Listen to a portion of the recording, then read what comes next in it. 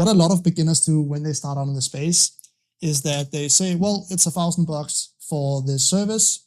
Then they get a pricing objection just like this one where they say they can't afford it. And then they say, okay, we can also do it for $500.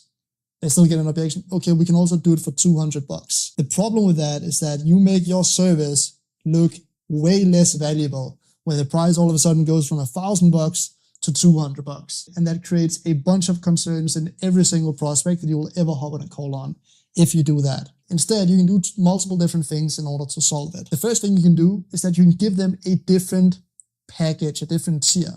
So if they say, well, I cannot afford this $1,000 full website with 10 pages that you have talked about throughout the meeting, then you say, okay, we do also have a $200 package that is the minimum package. You're not going to get the same website. You're not going to get a custom-made logo, and you're not going to have an SEO optimized website, but it's going to be a one-page website with the basics. That is our minimum package. Would that be interesting? Would that fit the budget? It's very important that you don't get the exact same thing for a lower price. You're basically diminishing the value of your service. If you are lowering the price, you also have to lower the service. That is the first way you can do it. The second way is that you can change the payment terms. So instead of paying it everything up front, you can say, okay, you pay now and later you pay the last half. That is also all right because you still get the same amount of money. You just change the payment terms to make it work.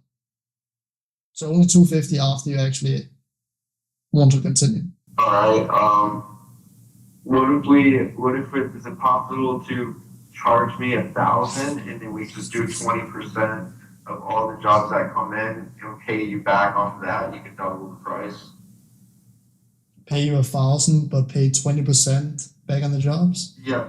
So I'll pay you $1,000, but pay you 20% off the jobs until it equals $1,000.